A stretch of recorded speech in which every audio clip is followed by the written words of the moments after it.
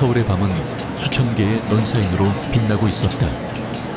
그 중에서도 가장 화려하고 은밀한 불빛을 뿜어내는 곳, 강남의 VVIP 클럽 이클립스. 서윤아는 결심한 듯 차에서 내렸다. 며칠 뒤 열릴 S그룹 창립 50주년 기념 파티.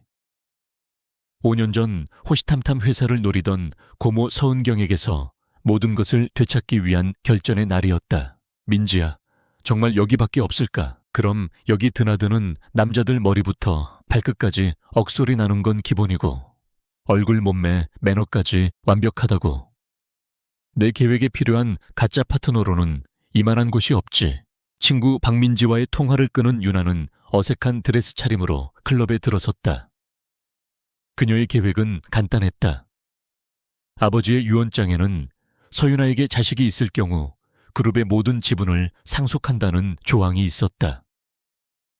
고모는 그녀가 미혼이라는 약점을 파고들며 아비도 없는 근본 없는 자식을 후계자로 인정할 수 없다고 버티고 있었다. 그래서 유나는 파티에 아이들의 아버지 역할을 해줄 완벽한 남자를 대동하여 고모의 입을 막아버릴 생각이었다. 단 하룻밤을 위한 잘생기고 똑똑해 보이는 남성 모델이 필요했다.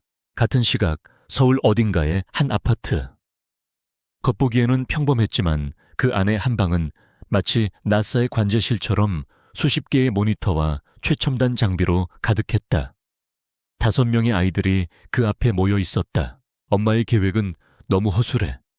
아무 남자나 데려갔다가 정체가 탄로나면 어떡해. 맏형이자 천재 해커인 강지훈이 키보드를 두드리며 말했다. 그의 손가락이 움직일 때마다 서울 시내의 CCTV 화면들이 모니터 위를 스쳐 지나갔다. 맞아, 이럴 땐 우리가 직접 나서야지. 엄마에게 세상에서 제일 완벽한 아빠를 찾아주는 거야. 연기 전문가인 둘째 서준이 의기양양하게 외쳤다. 그들의 목표는 명확했다. 단순한 가짜 파트너가 아닌 유전자 정보 재력 성품까지 모든 것이 완벽한 진짜 아빠 후보를 찾는 것. 지훈이 직접 개발한 완벽한 아빠 찾기 알고리즘이 수백만 명의 데이터를 분석하기 시작했다. 몇 분 후 알고리즘이 단 한 명의 남자를 지목했다. 강태준, 29세, 더 K그룹 총수. 대한민국 경제를 움직이는 100인 중 최연소 인물. IQ 180, 유전적 특성 서윤아와 99.9% 일치. 찾았다. 와, 진짜 잘생겼다. 우리 아빠로 합격 막내 서연이 감탄했다. 지우는 해킹을 통해 강태준의 실시간 위치를 추적했다. 목표 확인. 현재 강남 클럽 이클립스. VVIP 룸에서 비밀 회동 중. 엄마와 같은 장소야. 지금부터 아빠 포획 작전을 개시한다. 클럽 이클립스 외 가장 깊숙한 VVIP 룸. 강태준은 얼음처럼 차가운 얼굴로 맞은편에 앉은 남자들을 내려다보고 있었다. 그는 경쟁사의 기밀 정보를 빼돌린 임원들을 압박하여 적대적 M&A의 마지막 퍼즐을 맞추고 있었다. 그의 눈빛에는 한치의 감정도 자비도 없었다. 냉혹하고 무자비하며 완벽한 포식자. 그것이 바로 더 K그룹의 젊은 총수 강태준이었다. 거래가 끝나고 그가 룸에서 나오는 순간이었다. 복도에서 갑자기 소란이 일었다. 경호원 한 명의 옷에 누군가 실수로 와인을 쏟았고 그 틈을 타 작은 아이 하나가 총알처럼 튀어나와 태준의 다리에 그대로 부딪혔다. 둘째 서준이었다. 아이는 계획대로 바닥에 넘어지며 크고 슬픈 눈으로 태준을 올려다보았다. 아빠. 복도를 지나던 모든 사람들의 발걸음이 멈췄다. 태준의 비서와 경호원들은 경악했다. 극도로 타인과의 접촉을 꺼리는 총수에게 감히 어린아이가 매달린 것이다. 태준은 짜증 섞인 표정으로 아이를 떼어내려 했다. 하지만 아이의 얼굴을 본 순간 그의 손이 허공에서 멈칫했다. 자신을 묘하게 닮은 눈매, 오똑한 코. 그리고 무엇보다 아이의 눈빛에서 느껴지는 설명할 수 없는 깊은 익숙함. 그의 얼어붙었던 심장 한구석에서 미세한 균열이 일어나는 듯했다. 바로 그때 유나가 달려왔다. 아이의 스마트워치에 내장된 위치 추적기를 보고 한달음에 달려온 것이었다. 그녀는 아들이 낯선 남자의 다리에 매달려 있는 것을 보고 즉시 최악의 상황을 상상했다. 실례합니다만 그녀는 아들을 자신의 등 뒤로 끌어당기며 얼음처럼 차가운 목소리로 말했다. 제 아들이 사람을 잘못 본 것 같군요. 하지만 이런 곳에서 어린아이에게 함부로 접근하지 말아주시죠. 태주는 그녀의 당돌함에 어이가 없었다. 그는 유나를 아이를 이용해 남자에게 접근하는 싸구려 여자 중 하나라고 판단했다. 접근 당신 아들이 멋대로 달려와 부딪힌 거요. 그리고 여긴 아이를 데리고 올 장소가 아니지. 아이를 미끼로 삼는 엄마에게는 더더욱 두 사람의 시선이 허공에서 불꽃처럼 부딪혔다. 유나는 그의 오만함에 지지 않고 쏘아붙였다. 제 아들의 아빠 취향이 좀 독특해서 죄송하게 됐네요. 다시는 이런 불상사가 없도록 교육 잘 시키겠습니다. 그녀는 싸늘한 말을 남기고 아이의 손을 잡고 돌아서려 했다. 태주는 그런 그녀의 뒷모습을 멍하니 바라보았다. 지금껏 단 한 번도 어떤 여자도 자신에게 저렇게 말한 적이 없었다. 불쾌함과 동시에 이상한 호기심과 끌림이 그의 마음속에서 피어올랐다. 그 정체 모를 감정의 소용돌이 속에서 그는 비서에게 나지막이 명령했다. 방금 저 여자와 아이 누군지 알아봐. 사소한 것 하나까지 전부. S그룹 창립 50주년 기념 파티가 열리는 힐튼 호텔의 그랜드 볼룸. 대한민국 재계를 움직이는 거물들이 모두 모여 S그룹의 새로운 주인이 누가 될 것인지에 대한 호기심과 기대로 술렁이고 있었다. 5년 전 S그룹의 창업주이자 서윤아의 아버지가 세상을 떠난 후 그룹은 그의 동생인 서은경의 손아귀에 있었다. 서윤아는 심호흡을 하고 파티장으로 들어섰다. 그녀의 등장은 모든 사람들의 시선을 집중시켰다. 5년간 종적을 감췄던 S그룹의 유일한 상속녀. 그녀의 옆에는 아들 역할로 위장한 둘째 강서준이 얌전히 서 있었다. 다른 네 아이들은 집에서 마청지훈의 지휘 아래 통신 장비를 통해 엄마와 동생의 모든 상황을 실시간으로 모니터링하고 있었다. 어머, 이게 누구야? 5년 동안 쥐 죽은 듯이 숨어 지내던 조카님 아니셔. 고모 서은경이 독사가 미끄러지듯 다가와 뱀처럼 차가운 목소리로 속삭였다. 그녀는 유나의 옆에 서 있는 서준을 보며 경멸의 미소를 지었다. 꼴을 보니 아버지 유언장 하나 믿고 어디서 애까지 낳아온 모양이구나. 그런데 어쩌니? 우리 S그룹의 핏줄이 될 아이라면 그 애비가 누군지 정도는 알아야 하지 않겠어.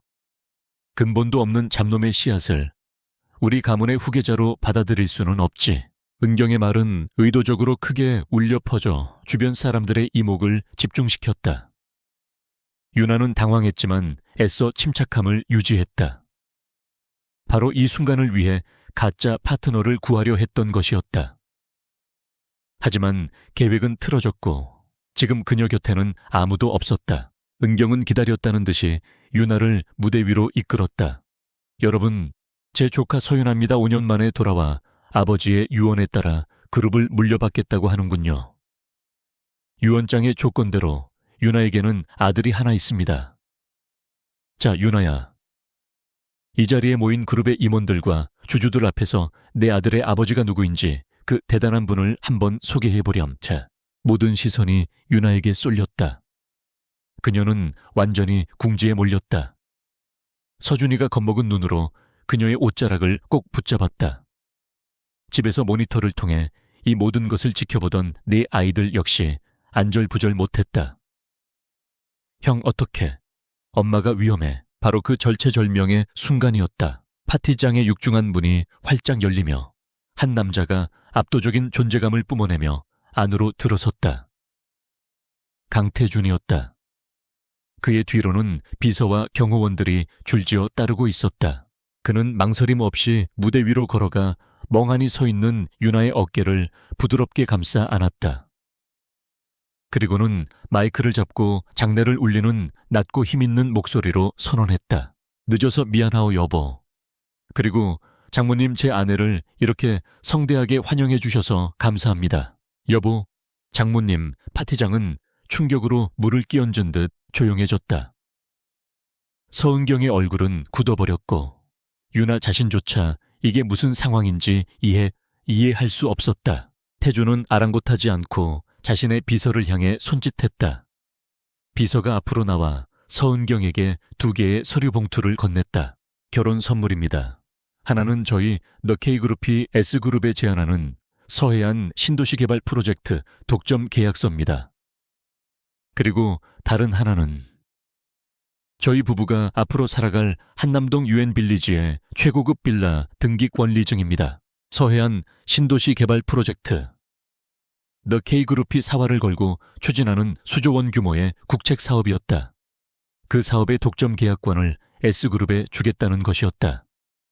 그리고 유엔빌리지, 대한민국 상위 0.7% 많이 사는 그곳의 빌라를 아내에게 선물한다는 것이었다. 스케일이 다른 결혼 선물에 사람들은 경악을 금치 못했다.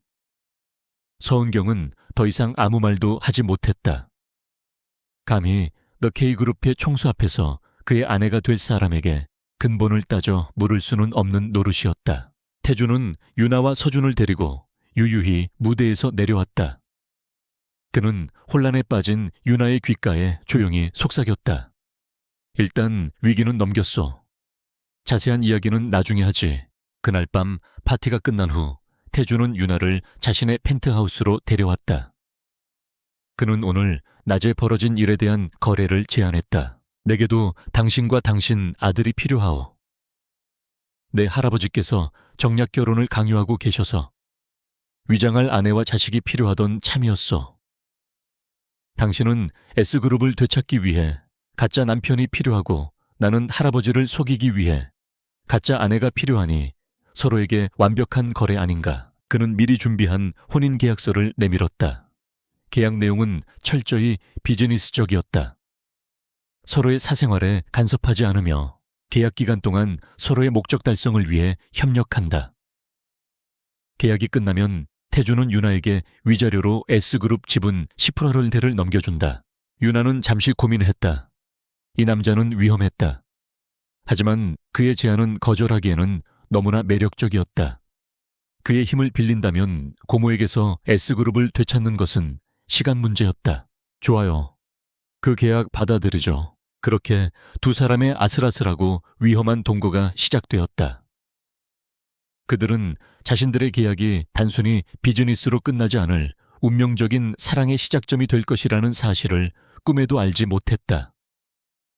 그리고 그 모든 것을 계획하고 지켜보고 있는 5명의 천재 아이들이 있다는 사실도. 강태준의 펜트하우스에 서윤아와 5 아이들이 입주한 첫날, 집안의 풍경은 180도 달라졌다.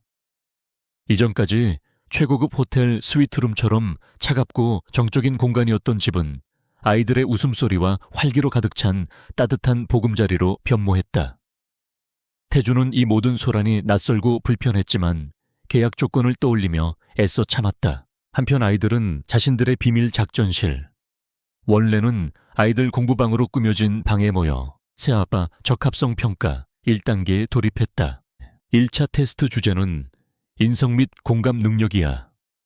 둘째 서준이가 연기력을 발휘할 시간이라고. 맏형 지훈의 말에 둘째 서준이 비장한 표정으로 고개를 끄덕였다. 다음날 아침 출근을 위해 지하 주차장으로 내려온 태주는 자신의 차 앞에서 웅크리고 앉아있는 작고 남루한 아이와 마주쳤다. 꾀죄죄한 얼굴에 날고해진 옷을 입은 아이는 영락없는 길거리의 고아였다. 완벽한 분장으로 가난한 소년 역할을 연기하고 있는 서준이었다. 태준의 경호원들이 아이를 쫓아내려 하자 서준은 준비한 대사를 읊기 시작했다. 아저씨, 배고파요. 사흘 굶었어요. 애처로운 아이의 목소리에 얼음 같던 태준의 표정에 미세한 균열이 일었다. 그는 본래 귀찮은 일에 엮이는 것을 극도로 싫어했지만 이상하게도 자신을 올려다보는 아이의 눈망울을 외면할 수가 없었다. 자신과 묘하게 닮은 고집스러우면서도 슬픔이 서린 바로 그 눈빛 때문이었다. 그는 지갑에서 두툼한 현금 다발을 꺼내 아이에게 건넸다.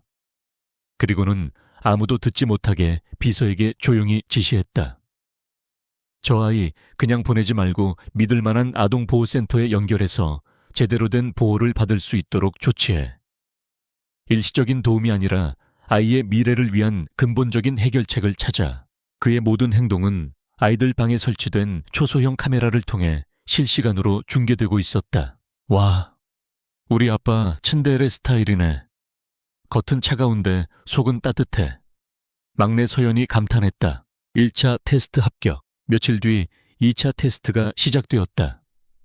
이번 주제는 위기대처 능력 및 지적 능력이었다. 지우는 자신이 직접 코딩한 최상급 랜섬웨어를 The K그룹의 메인 서버에 침투시켰다. 순식간에 그룹의 모든 전산망이 마비되었고 천문학적인 액수의 비트코인을 요구하는 해커의 메시지가 모든 임직원의 모니터에 떠올랐다. 회사는 발칵 뒤집혔다.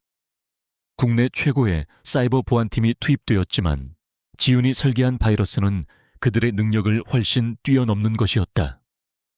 주가는 폭락하고 그룹의 신뢰도는 바닥으로 떨어질 위기에 처했다. 태주는 긴급 이사회를 소집했다.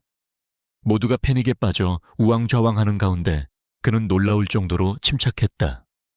그는 해커가 남긴 코드 몇 줄을 분석하더니 순식간에 공격 패턴과 해커의 심리 상태를 파악해냈다. 이건 돈을 노린 단순한 공격이 아니야. 우리를 시험하고 있어. 마치 정교한 체스 게임을 하듯이 정면으로 맞서 싸우면 함정에 빠지게 될 거다. 그는 방어 대신 역으로 해커를 추적할 덫을 놓는 기막힌 전략을 제시했다. 그의 지휘 아래 보안팀은 일사불란하게 움직였다. 작전은 성공했고 몇 시간 만에 랜섬웨어는 무력화되었다. 해커의 IP는 북한의 위장 서버를 경유한 것으로 추적되어 모두를 경악하게 만들었다. 작전실에서 이 모든 것을 지켜보던 지우는 감탄을 금치 못했다. 대단해. 내가 만든 바이러스를 이렇게 빨리, 그것도 이런 방식으로 풀어내다니. 아빠, 진짜 똑똑하네.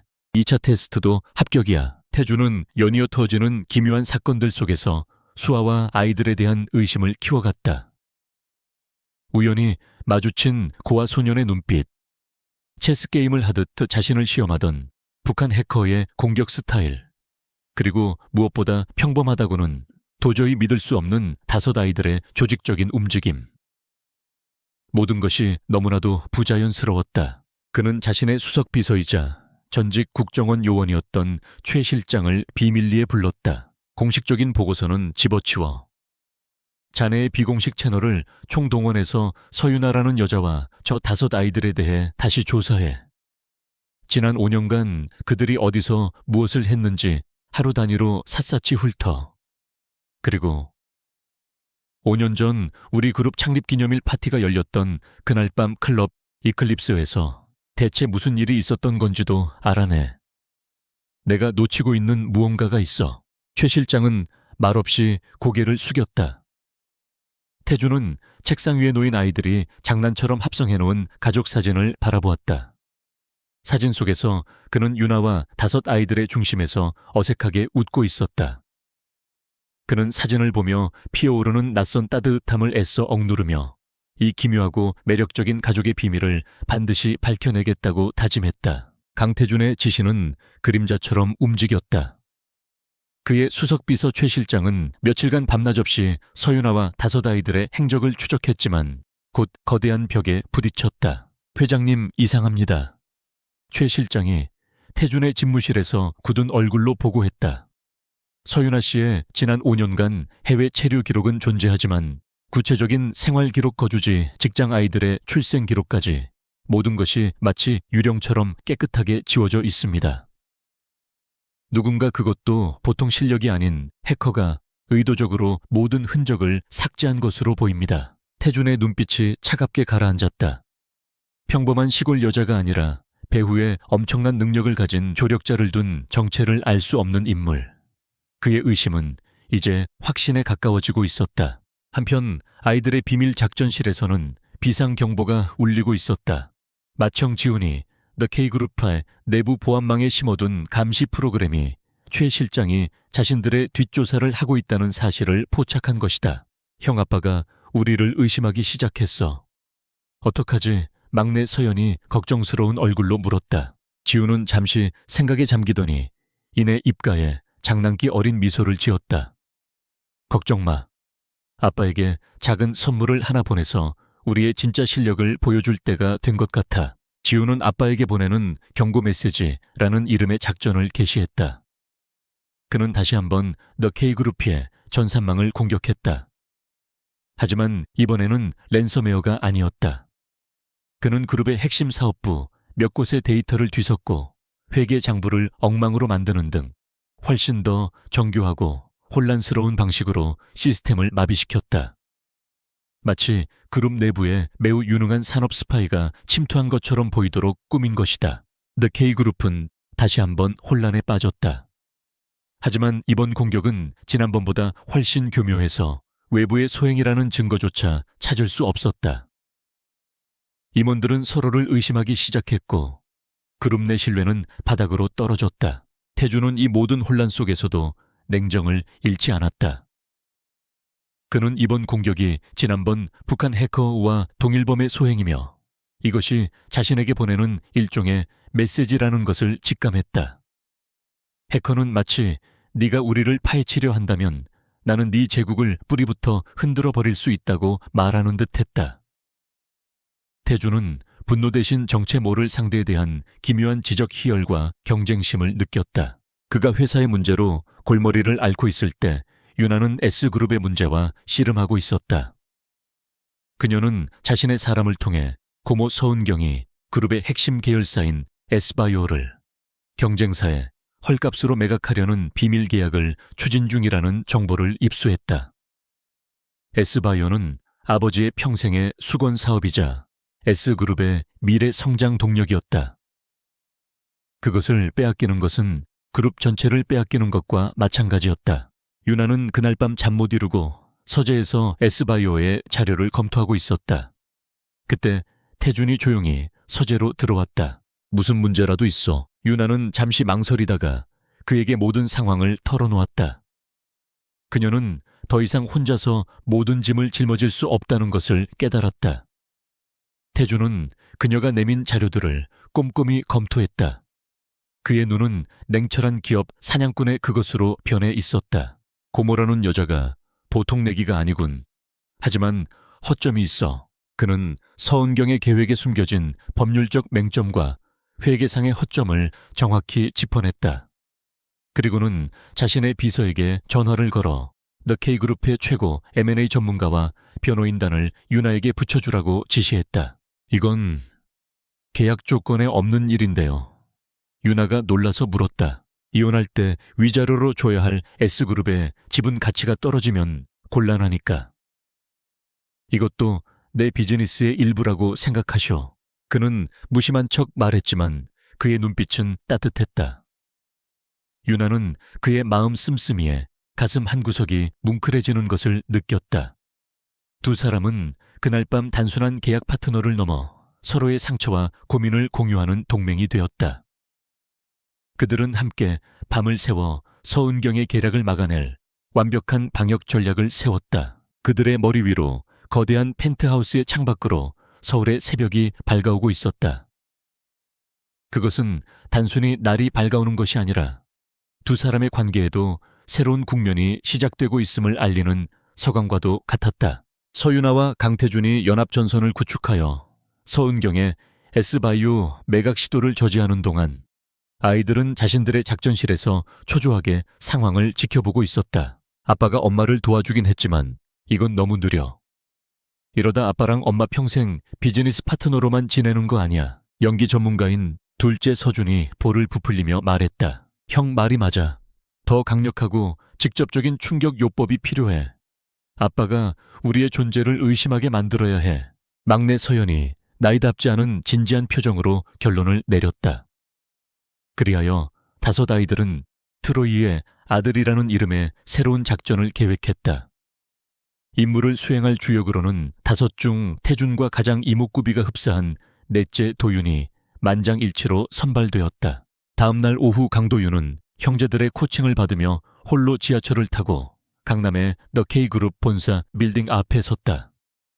아이는 조금도 주눅들지 않고 당당하게 회전문을 통과해 1층 로비의 안내데스크로 향했다. 저희 아빠 강태준 회장님 좀 만나러 왔는데요. 안내 직원은 웬 꼬마 아이가 나타나 회장님을 아빠라고 부르자 황당한 표정을 지으며 보안팀을 호출하려 했다. 하지만 도윤은 특유의 부침성 있고 영리한 태도로 주변 직원들의 마음을 사로잡았다. 우리 아빠가 요즘 저랑 엄마를 잊어버린 것 같아서요. 제가 직접 와서 알려드려야 해요. 순식간에 사내 메신저를 통해 소문이 빛의 속도로 퍼져나갔다. 회장님의 숨겨둔 아들이라는 아이가 로비에 나타났다. 그 소문은 긴급 이사회를 진행 중이던 태준의 귀에도 들어갔다. 그는 회의를 방해한 불청객에 분노했지만 한편으로는 묘한 호기심이 발동했다. 그 아이 내 집무실로 데리고 와. 회장 집무실에 거대한 문이 열리고 도윤은 조금도 위축되지 않은 채 안으로 들어섰다.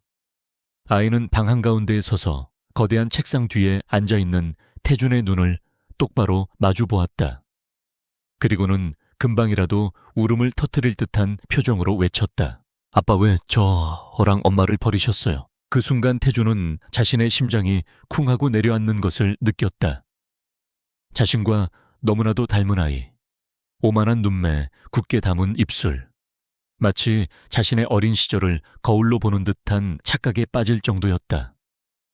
그는 혼란스러운 마음을 감추고 아이에게 몇 가지 질문을 던졌다. 아이는 형제들이 준비해준 시나리오대로 아무것도 알려주지 않으면서도 의심만 증폭시키는 교묘한 답변들을 늘어놓았다. 그때 아이들의 연락을 받고 유나가 허겁지겁 사무실로 뛰어들어왔다. 그녀는 아이들의 무모한 계획에 화가 머리끝까지 났지만 일단 상황을 수습해야 했다. 그녀는 도윤을 끌어안으며 태준에게 90도로 허리를 숙였다. 죄송합니다, 회장님. 제 아들이 상상력이 좀 풍부해서요. 텔레비전에서 회장님을 보고 아빠라고 착각한 모양입니다. 정말 죄송합니다. 태준은 그녀의 변명을 받아들이는 척 고개를 끄덕였다. 하지만 그가 버둥거리는 도윤을 달래주는 척하며 유나에게서 아이를 넘겨받는 순간 그의 손이 아이의 머리카락을 스치며 아주 자연스럽게 머리카락 몇 올을 뽑아 손 안에 감췄다. 괜찮소. 하지만 아이 단속은 잘해야 할 거요. 그의 얼굴은 감정을 읽을 수 없는 포커페이스였다. 태준은 즉시 최 실장을 통해 국내에서 가장 보안이 철저하고 신뢰도가 높은 국립과학수사연구원의 지인에게 아이의 머리카락을 보냈다. 친자 확인 검사를 의뢰한 것이다. 결과는 24시간 안에 극비리에 그에게만 보고되도록 조치했다. 하지만 그의 모든 움직임은 이미 지훈의 손바닥 안에 있었다. 아빠가 도윤이 머리카락을 훔쳐갔어. 국과수로 보냈네. 내가 이럴 줄 알았지. 지훈은 자신의 컴퓨터 앞에 앉아 전문가들도 뚫기 어렵다는 국과수의 메인 서버 방화벽을 식은 죽 먹기처럼 우회했다. 그는 곧 태준이 의뢰한 검사 파일에 접근했다. 모니터 화면에는 친자관계 성립 확률 90.9%라는 결과가 선명하게 떠 있었다. 지훈은 입가에 회심의 미소를 지으며 키보드를 몇 번 두드렸다. 주전 %라는 숫자는 순식간에 6%로 바뀌었다. 다음 날 태준은 극비리에 전달된 검사 결과 보고서를 받아들었다. 그는 떨리는 손으로 봉투를 열었다. 검사 결과 친자 관계가 성립하지 않음. Paternity excluded. 태준은 보고서를 든 채 그 자리에 얼어붙었다. 그토록 강렬했던 닮음과 끌림. 하지만 과학은 그 모든 것이 착각이라고 말하고 있었다. 그는 완벽하게 노란한 것이다. 하지만 대체 누가 왜 그의 마음속에선 분노와 함께 설명할 수 없는 깊은 실망감이 파도처럼 밀려왔다. 그는 이 기묘한 가족의 배후에 숨겨진 진실을 반드시 밝혀내겠다고 다시 한번 굳게 다짐했다. 친자 확인 검사 소동 이후 강태준과 서윤아 사이에는 보이지 않는 얼음벽이 생겼다. 태준은 그녀가 자신을 속였다고 확신했고 유나는 그의 불신에 깊은 상처를 받았다. 하지만 비즈니스는 비즈니스였다. 더 K그룹과 S그룹이 공동으로 추진하는 제주도 복합 리조트 개발 프로젝트에 최종 점검을 위해 두 사람은 부부로서 함께 제주도로 향하는 전용기에 몸을 실어야 했다. 제주공항에 도착하자마자 약속이라도 한 듯 수많은 기자들이 그들을 둘러쌌다. 그리고 그들 앞에서 태준을 반갑게 맞이한 것은 대한민국 최고의 여배우 최수연이었다. 태준 씨, 여기서 만나다니 정말 우연이네요. 저도 마침 화보 촬영 때문에 제주도에 왔거든요. 이 모든 것은 고모 서은경의 계략이었다. 그녀는 두 사람의 출장 정보를 언론과 최수연 측에 흘려 윤아를 공영에 빠뜨릴 작정이었다. 언론은 즉시 The K그룹 강태준 회장 본처 서윤아와 여배우 최수연 사이에서 아슬아슬한 삼각관계라는 자극적인 제목의 기사들을 쏟아내기 시작했다. 리조트에서 열린 환영 만찬 자리에서 최수연은 보란듯이 태준의 옆자리를 차지하고 앉아 친밀하게 굴었다. 그녀는 과거 태준과의 인연을 과장하며 마치 자신만이 그의 마음을 아는 유일한 여자인 것처럼 행동했다. 윤아는 그 모습을 묵묵히 지켜보았다. 가슴 한구석이 따끔거리는 낯선 감정이 피어올랐다. 질투. 계약 관계일 뿐이라고 스스로에게 되뇌었지만 마음은 제멋대로 움직였다. 그녀는 이 불쾌한 감정에서 벗어나기 위해 마침 춤을 청해온 젊고 잘생긴 파트너사 대표의 손을 잡고 플로어로 나섰다. 이제 상황은 역전되었다. 태준은 다른 남자의 품에 안겨 우아하게 춤을 추는 윤아의 모습에서 눈을 뗄 수 없었다. 그의 턱 근육이 단단하게 굳어졌다. 자신의 아내가 다른 남자와 웃으며 몸을 맞대고 있는 것을 보는 것은 예상외로 참을 수 없는 분노를 불러일으켰다. 그 역시 그것이 단순한 소유욕인지 아니면 그 이상의 감정인지 헷갈리기 시작했다. 만찬이 끝나고 리조트의 프라이빗 비치에서 2차 파티가 이어졌다. 질투와 알코올에 취한 태준과 윤아는 어느새 사람들 무리에서 벗어나 달빛이 쏟아지는 해변에서 단둘이 마주섰다. 아까 그 젊은 CEO와 꽤나 즐거워 보이더군. 태준이 비꼬는 투로 먼저 입을 열었다. 당신이야말로 대한민국 최고의 여배우와 함께라 영광이었겠네요. 윤아도 지지 않고 받아쳤다. 두 사람의 대화는 점점 날카로워졌다. 질투하는 아내처럼 굴지 마시오. 이건 계약일 뿐이니까 그럼 당신은 왜 소유욕에 불타는 남편처럼 구는 거죠? 당신은 나를 믿지도 않으면서 알코올은 두 사람의 억눌렸던 감정의 빗장을 풀어버렸다. 언쟁은 점점 더 본질적인 문제로 향했다. 5년 전 그 밤 당신 정말 낯설지가 않았어. 태준이 술기운을 빌려 자신도 모르게 마음속 깊은 곳에 담아두었던 말을 내뱉었다. 윤아의 심장이 쿵 하고 내려앉았다. 그 밤이라니요. 태준은 자신이 실언했음을 깨닫고 황급히 말을 돌렸다. 아무것도 아니오. 잊어버려. 그는 자신의 가장 약한 부분을 드러낸 것 같은 기분에 다시 차가운 가면을 썼다. 윤아 역시 흔들렸다.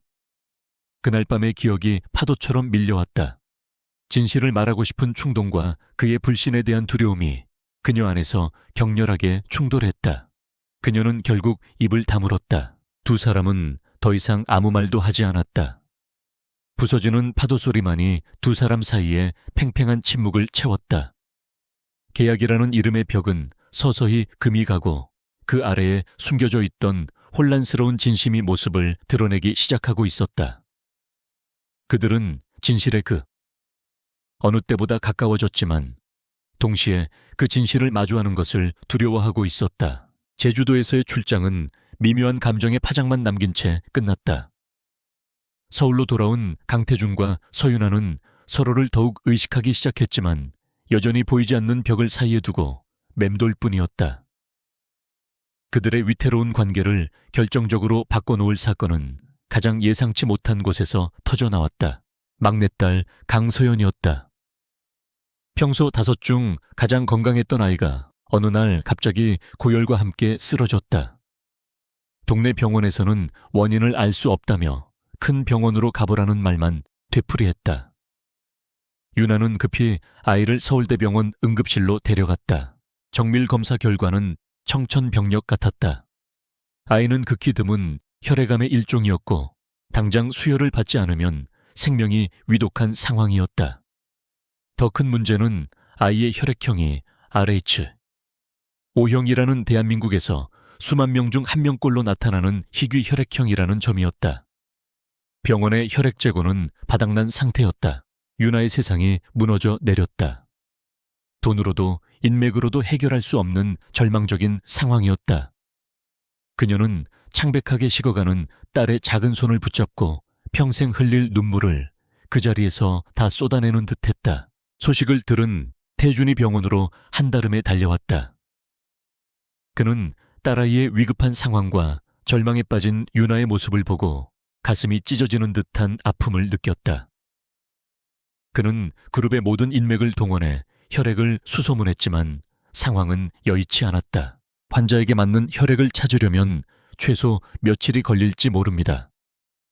하지만 아이는 오늘 밤을 넘기기 힘들 수도 있습니다. 의사의 절망적인 말에 태주는 무언가 결심한 듯 소매를 걷어붙였다. 제 피해를 뽑아주십시오.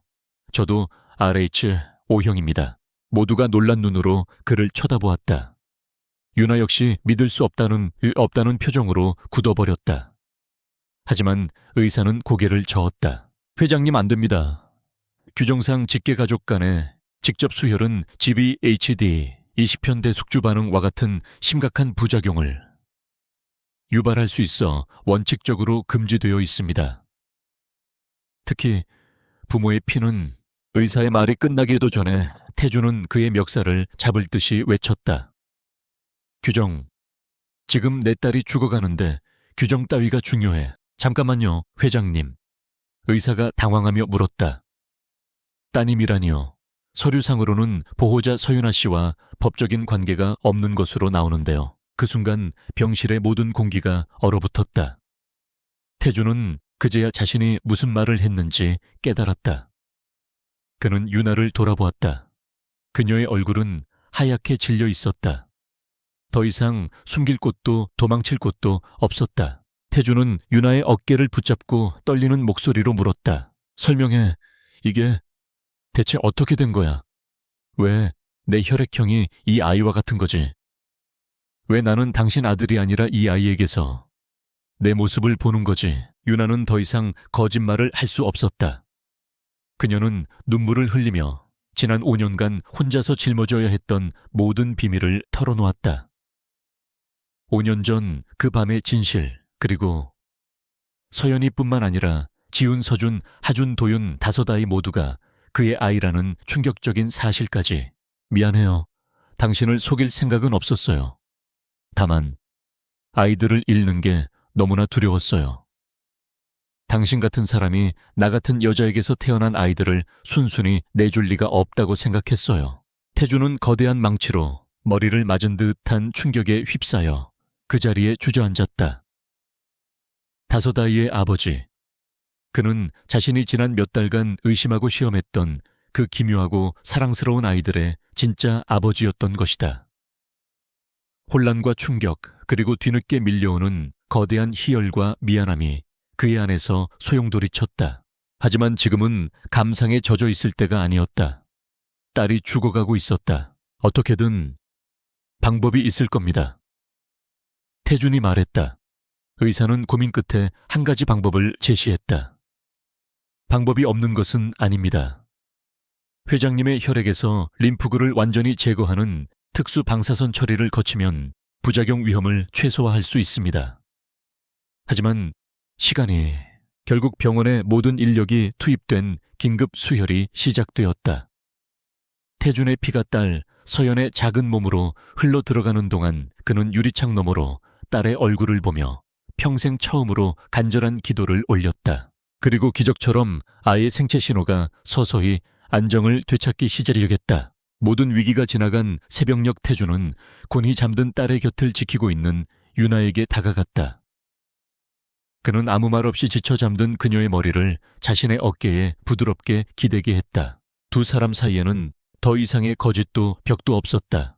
핏줄이라는 세상, 그 무엇보다 강하고 질긴 운명의 끈이 그들을 완벽하게 하나로 묶어주고 있었다. 병원에서의 밤이 지나고 강서연은 기적적으로 회복했다. 아빠의 피를 수혈받은 아이는 이전보다 훨씬 더 건강하고 활기찬 모습이었다. 모든 비밀이 밝혀진 후 강태준과 서윤아, 그리고 5 아이들은 어색하지만 따뜻한 분위기 속에서 서로를 알아가기 시작했다.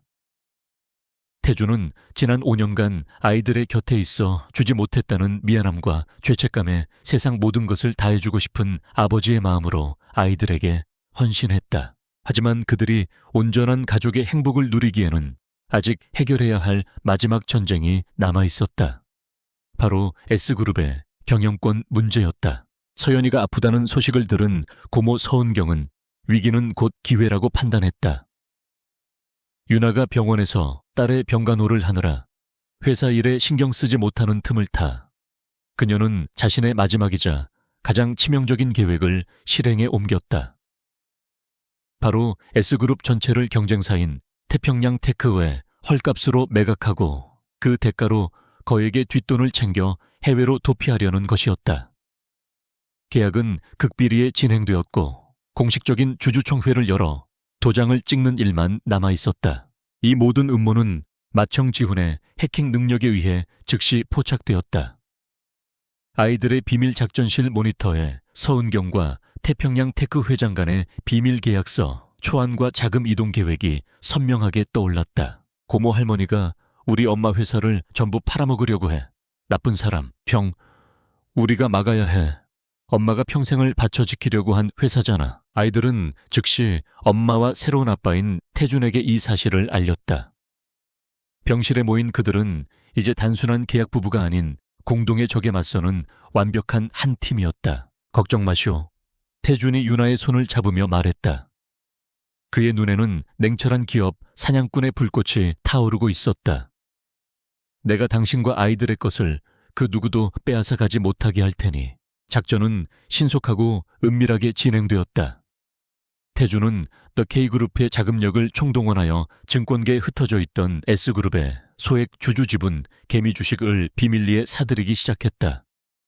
동시에 윤아는 아버지 시절부터 함께했던 충직한 임원들을 비밀리에 만나 주주총회에서의 위임장을 확보했다. 그리고 아이들은 각자의 재능을 10분 발휘했다. 맏형 지훈은 서은경의 모든 통화 기록과 이메일을 해킹하여 그녀의 배임, 횡령 증거를 차곡차곡 수집했다. 둘째 서준은 특유의 연기력으로 태평양 테크 회장의 비서에게 접근해 이면 계약의 구체적인 내용을 녹음했다.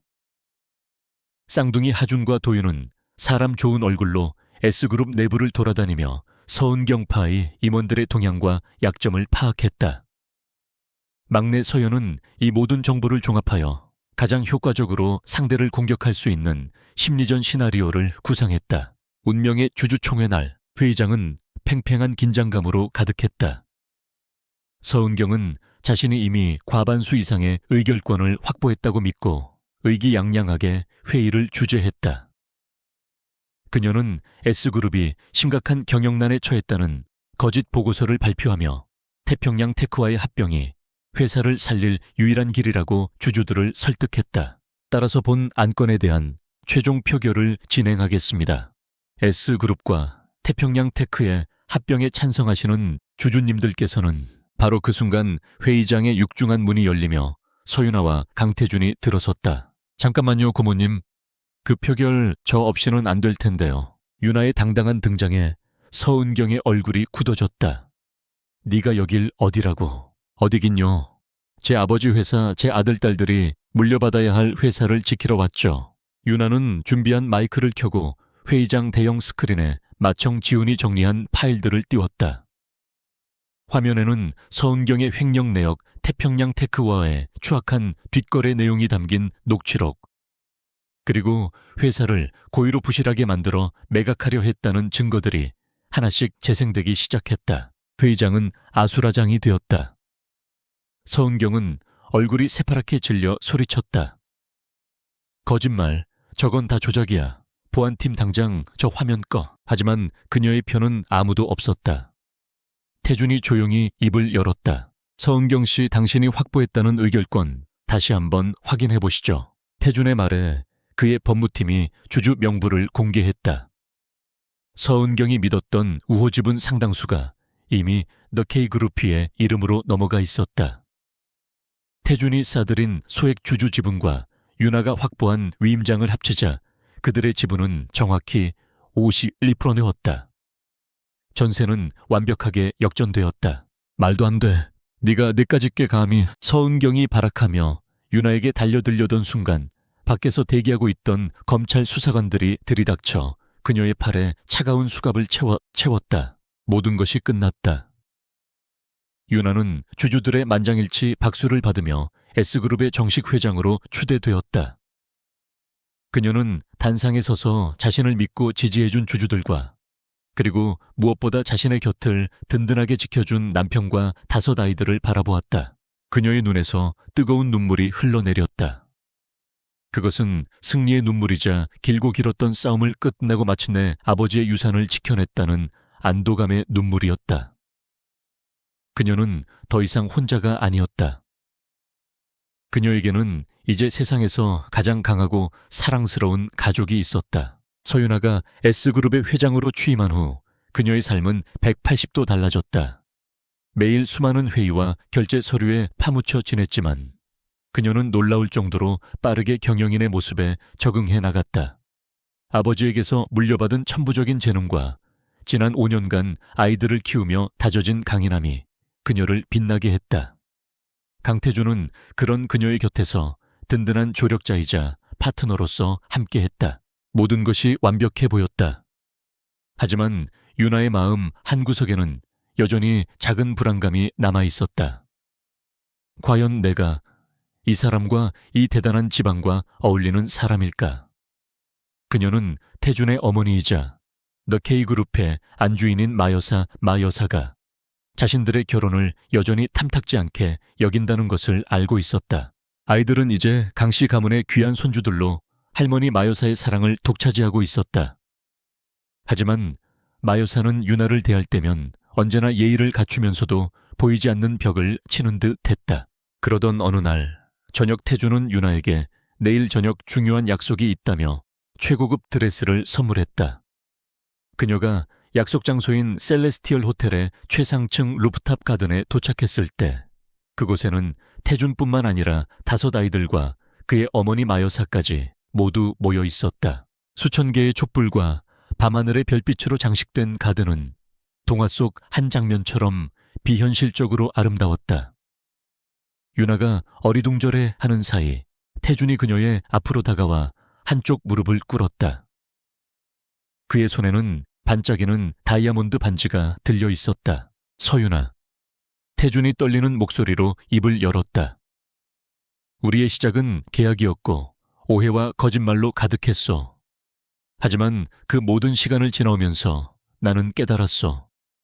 당신이 없는 내 삶은 상상할 수 없다는 것을. 당신은 내 아이들의 어머니이자 나의 유일한 사랑이요. 부디 나와 정식으로 결혼해 주시오. 로맨틱한 청혼의 윤아의 눈에 눈물이 고였다. 하지만 그녀는 마여사의 차가운 시선이 느껴져 쉽사리 대답하지 못했다. 바로 그때 마여사가 앞으로 나섰다. 그녀는 예상대로 따뜻한 미소를 지으며 자신의 손가락에 끼고 있던 더 K그룹의 안주인님을 상징하는 거대한 에메랄드 반지를 빼어 윤아의 손에 직접 끼워주었다. 얘야, 내가 그동안 너를 오해했구나. 너는 우리 태준이와 우리 가문을 구원해준 귀한 보배인데 말이다. 부디 이 반지를 받아다오. 그리고 우리 강씨 가문의 진짜 며느리가 되어주렴. 어머니의 진심 어린 허락에 태준과 윤아는 서로를 마주보며 환하게 웃었다. 윤아가 네 그럴게요 라고 대답하는 순간 밤하늘에서는 화려한 불꽃놀이가 터져나왔다. 아이들은 환호성을 지르며 2 사람을 애워쌌다. 하지만 태준이 준비한 진짜 하이라이트는 따로 있었다. 그는 루프탑 가든의 대형 스크린을 가리켰다. 그리고 당신이 아직도 마음에 걸려하는 5년 전 그 밤의 마지막 진실을 보여주겠소. 스크린에는 5년 전 클럽 이클립스의 CCTV 영상이 재생되기 시작했다. 술에 취해 비틀거리는 윤아의 모습, 그리고 그런 그녀를 부축해 호텔 방으로 데려가는 태준의 모습이 보였다. 지금까지 모두가 알고 있던 사실이었다. 하지만 이건 아무도 보지 못했던 그날 밤에 잃어버렸던 영상이요. 화면이 바뀌고 다음 날 아침 호텔 방에서 먼저 잠이 깬 태준의 모습이 나타났다. 그는 자신의 옆에서 곤히 잠든 유나의 얼굴을 한참 동안 사랑스럽다는 듯이 바라보았다. 그리고는 조심스럽게 그녀의 머리카락을 쓸어 넘겨주며 그녀의 이마에 아주 부드럽게 입을 맞추었다. 영상 속 그의 눈빛에는 하룻밤의 실수가 아닌 첫눈에 반한 남자의 깊은 애정이 담겨 있었다. 나는 그날 밤 이미 당신에게 반했었소. 기억을 잃었을 때도 내 심장은 계속해서 당신을 알아보고 있었던 거요. 모든 의심과 불안이 사라지는 순간이었다. 유나는 뜨거운 눈물을 흘리며 그의 품에 안겼다. 그들의 사랑은 결코 우연이나 실수가 아니었다. 처음부터 정해져 있던 거부할 수 없는 운명이었던 것이다. 서유나의 청혼 수락 이후 세상은 두 사람의 이야기로 떠들썩했다. 세기의 로맨스 드라마보다 더 드라마 같은 재벌가의 사랑 이야기는 모든 언론의 헤드라인을 장식했다. 법의 심판은 신속했다. 서은경은 수백억 대의 횡령 배임, 주가 조작 등의 혐의로 무기징역에 가까운 중형을 선고받았다. 그녀의 탐욕스러운 왕국은 그렇게 허무하게 막을 내렸다. 시간이 흘러 마침내 두 사람의 결혼식 날이 다가왔다. 세기의 결혼식이라는 이름에 걸맞게 결혼식은 상상을 초월하는 규모와 화려함으로 준비되었다. 장소는 셀레스티얼 호텔 전체였다. 호텔은 하룻밤 동안 동화 속 마법의 성으로 변신했다. 이 모든 결혼식의 총괄 디렉터는 바로 5 아이들이었다. 맏형 지우는 세계 최고 수준의 보안 전문가들을 동원해 철통 같은 3중 보안 시스템과 전 세계로 송출되는 홀로그램 라이브 중계 시스템을 구축했다. 둘째 서준은 유명 영화 감독들을 자문위원으로 위촉하여 두 사람의 만남부터 사랑에 이르기까지의 과정을 한 편의 로맨틱 영화로 제작해 식전 영상으로 상영했다. 쌍둥이 하준과 도윤은 세계적인 플로리스트와 미슐랭 3스타 셰프들을 진두지휘하며 결혼식장 전체를 살아있는 식물원으로 만들고 하객들에게 천상의 만찬을 선보였다. 그리고 막내 서연은 두 사람의 마음을 가장 잘 아는 심리학자로서 세상에서 가장 아름답고 진솔한 두 사람의 결혼 서약문을 작성했다. 결혼식 당일 서윤아는 세상에서 가장 눈부신 웨딩드레스를 입고 있었다. 그것은 그녀가 S그룹의 회장으로서 직접 디자인하고 이탈리아의 장인들이 한 땀 한 땀 수놓아 만든 그녀만을 위한 단 하나의 작품이었다. 그녀의 손을 잡고 식장으로 들어서는 사람은 아버지를 대신한 더 K그룹의 한동민 회장이었다. 노 회장은 그 누구보다 행복한 미소를 지으며 자신의 새로운 손주 며느리를 축복했다. 주례단상 앞에는 강태준이 벅찬 가슴으로 그녀를 기다리고 있었다. 그의 옆에는 귀여운 턱시도를 차려입은 5 아이들이 링베어러와 플라워, 카일드 플라워 칠드런가 되어 나란히 서 있었다. 두 사람은 아이들이 직접 쓴 그리고 자신들의 진심이 담긴 서약문을 낭독했다. 나 강태준은 서윤아를 아내로 맞이하여 나의 얼어붙었던 세상에 빛이 되어준 그녀를 내 심장이 멎는 날까지 사랑하고 보호하며 그녀와 우리 아이들의 영원한 버팀목이 될 것을 맹세합니다. 나 서윤아는 강태준을 남편으로 맞이하여 나의 외롭던 세상에 가족이 되어준 그를 내 숨이 다하는 날까지 믿고 존중하며 그와 우리 아이들의 따뜻한 안식처가 될 것을 맹세합니다. 두 사람의 진심 어린 맹세에 하객들은 뜨거운 박수와 눈물로 화답했다. 결혼식이 끝나고 이어진 피로연은 축제 그 자체였다. 딱딱한 격식 대신 자유롭고 즐거운 분위기 속에서 모두가 두 사람의 행복을 축하했다. 파티의 하이라이트는 5 아이들이 부모님을 위해 준비한 깜짝 공연이었다. 아이들은 직접 작사 작곡한 노래를 부르며 엄마 아빠에 대한 사랑과 감사의 마음을 전했다. 그 순수한 노랫소리에 강철 같던 강태준마저 결국 뜨거운 눈물을 흘리고 말았다. 다시 몇 년의 세월이 흘렀다. 주말 오후 제주도의 한적한 바닷가에 위치한 강씨 가문의 프라이빗 빌라. 강태준과 서윤아는 테라스에 앉아 푸른 잔디밭에서 뛰노는 아이들을 흐뭇하게 바라보고 있었다. 어느새 훌쩍 자란 아이들은 각자의 분야에서 천재성을 발휘하며 세상에 선한 영향력을 끼치는 인재들로 성장하고 있었다. 서윤아는 S그룹을 성공적으로 이끌면서도 어머니로서의 역할을 단 한순간도 소홀히 하지 않았다. 강태준 역시 냉혹한 기업가에서 다정하고 유머러스한 남편이자 아버지로 완벽하게 변신했다. 그때 클럽에서 당신 아이들이 나를 아빠라고 불렀을 때 말이야. 태준이 문득 입을 열었다. 그때는 몰랐는데 지금 생각해보면 내 심장이 그때 이미 알고 있었나 봐. 내 진짜 가족을 만났다는 걸. 유나가 그의 어깨에 머리를 기대며 속삭였다. 나도 그래요. 당신의 차가운 눈빛 속에서 이상하게도 따뜻한 외로움을 느꼈어요. 운명이었나 봐요, 우리. 두 사람은 말없이 서로를 마주보며 웃었다. 그때 아이들이 달려와 두 사람의 품에 와락 안겼다. 엄마, 아빠, 우리 이제 뭐하고 놀아요? 7명의 가족이 한데 엉켜 웃음꽃을 피웠다. 그들의 머리 위로 제주도의 따사로운 햇살이 부서지며 찬란한 무지개를 만들고 있었다.